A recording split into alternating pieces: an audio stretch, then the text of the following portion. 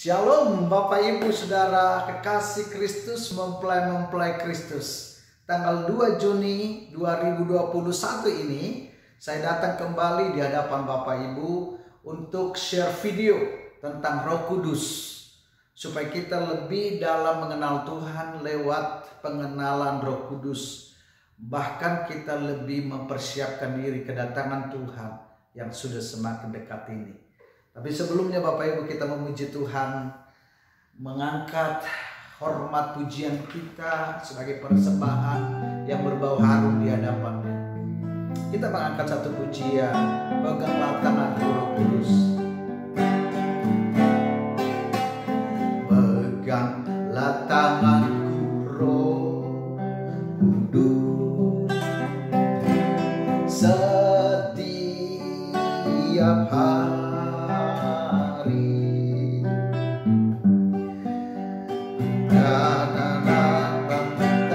sendiri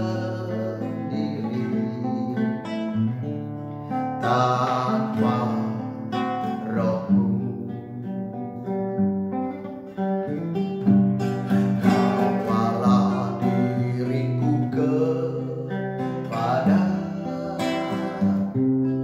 dan kebenaran, agar ku tidak tersesat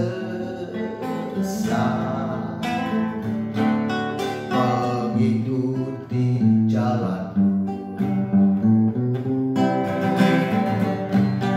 Kudus, kudus Tuhan, kudus nama-Mu.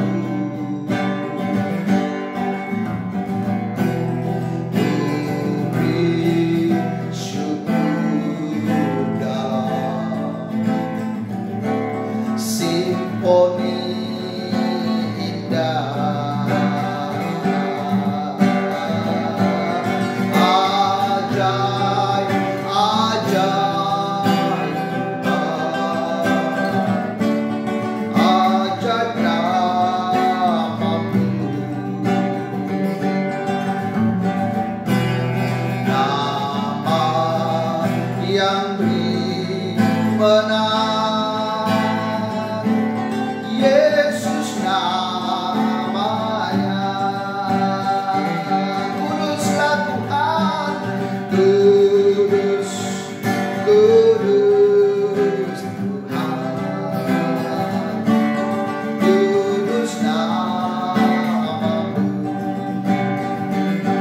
Amin.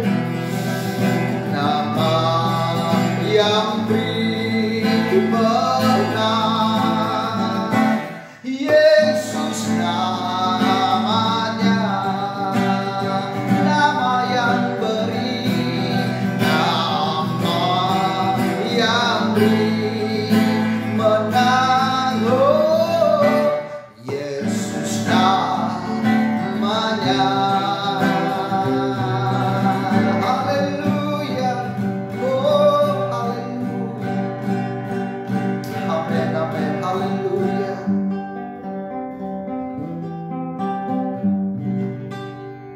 Bapak Ibu Saudara sekalian, mari kita melihat firman Tuhan.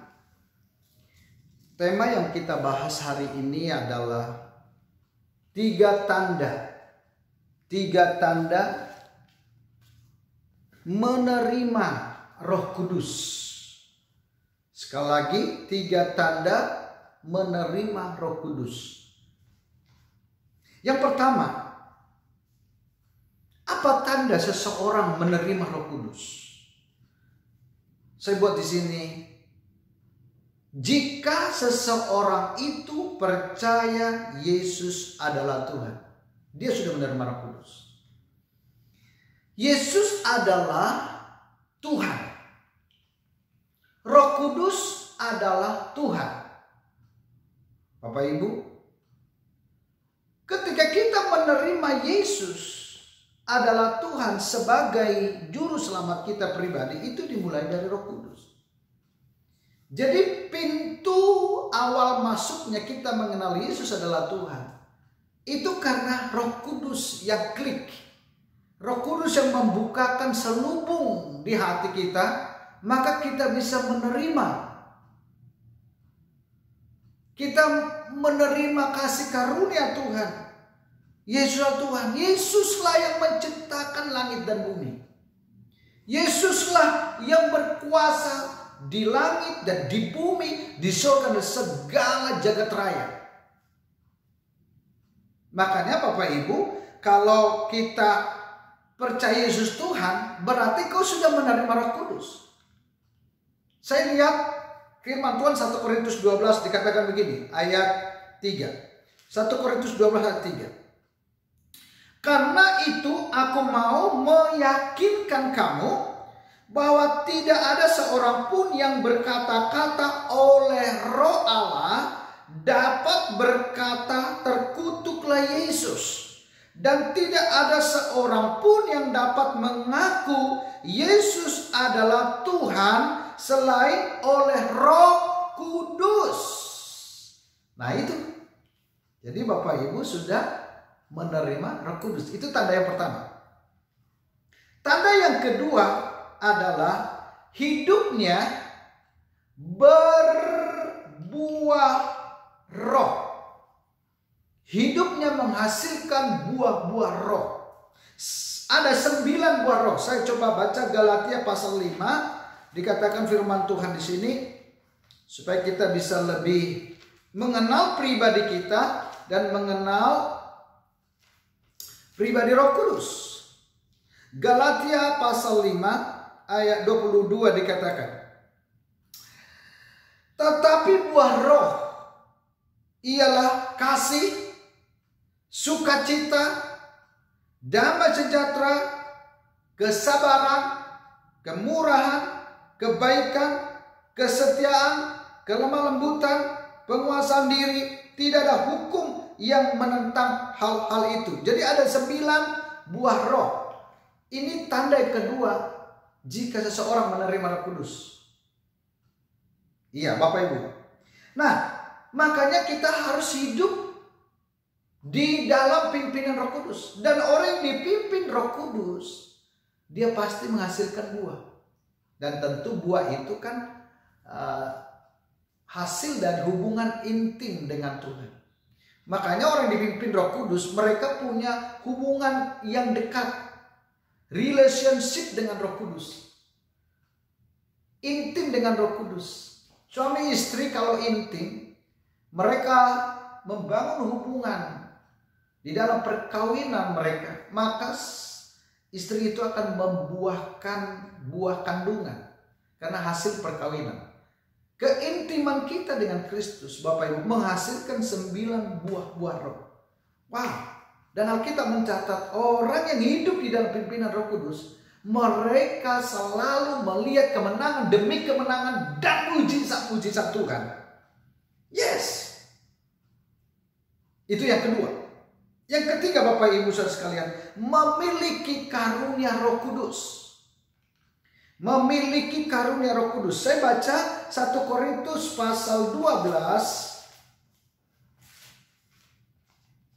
1 Korintus pasal 12 ayatnya dikatakan di sini 7 sampai 11. Ya. Tetapi kepada tiap-tiap orang dikaruniakan pernyataan roh untuk kepentingan bersama. Katakan tiap-tiap orang. Nah ini dia ya. Sebab kepada yang seorang memberikan karunia untuk berkata-kata dengan hikmat. Dan kepada yang lain roh yang sama memberikan karunia berkata-kata dengan pengetahuan.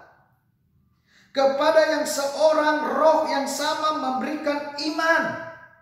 Dan kepada yang lain ia memberikan karunia untuk menyembuhkan. Kepada yang seorang roh memberikan kuasa mengadakan mujizat. Dan kepada yang lain ia memberikan karunia untuk bernubuat. Dan kepada yang lain lagi ia memberikan karunia untuk membedakan bermacam-macam roh. Kepada yang seorang yang memberikan karunia untuk berkata-kata dengan bahasa roh. Dan kepada yang lainnya memberikan karunia untuk menafsirkan bahasa roh itu. Tetapi semuanya ini dikerjakan oleh Roh yang satu dan yang sama, yang memberikan karunia kepada tiap-tiap orang secara khusus seperti yang dikehendakinya. Jadi Bapak Ibu, tiap-tiap orang dikaruniakan pernyataan roh. Makanya Bapak Ibu, karunia-karunia itu harus dipakai. Harus dipakai. Karena tiap-tiap orang diberikan karunia. Untuk apa? Membangun jemaat. Bahkan melayani setiap sesama. Ada karunia membagi-bagi, ada karunia melayani. Nah, Bapak Ibu Saudara sekalian, jadi ketika kita masih ada kesempatan untuk menerima karunia yang dari Roh Kudus, karunia melayani, ayo kita pakai. Kita masih hidup, melayani. Maka ada lagu berkata, hidup ini adalah kesempatan. Hidup ini adalah kesempatan. Hidup ini untuk melayani Tuhan. Jangan sia-siakan waktu yang Tuhan beri. Hidup ini harus jadi berkat. Mari kita katakan sama-sama. Oh Tuhan, pakailah hidupku selagi aku masih kuat. Amin. Ya, haleluya.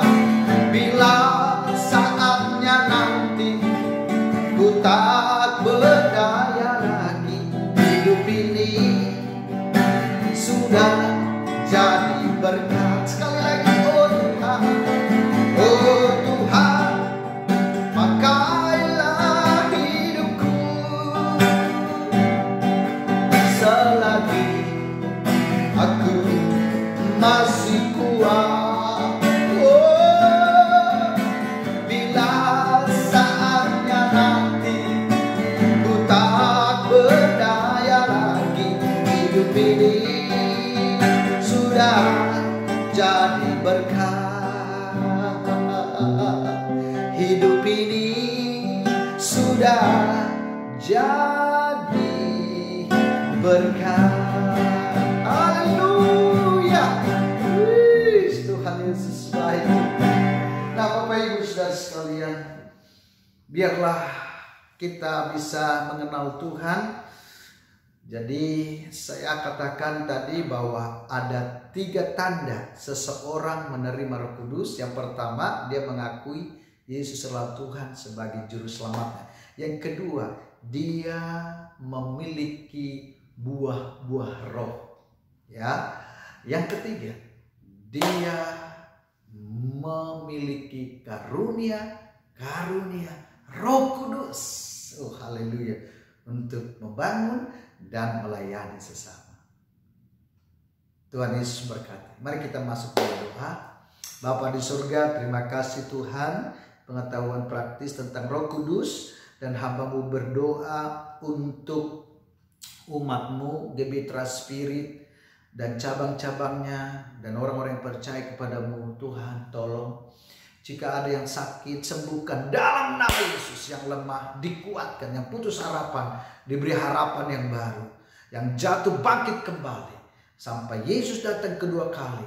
Kemenangan demi kemenangan, dari satu glory kepada glory berikutnya yang lebih besar, sehingga umat-Mu berjuang sampai akhirnya kedatangan Tuhan Kristus yang kedua kali menyertai kami. Haleluya. Yang percaya katakan amin. Tuhan Yesus berkati.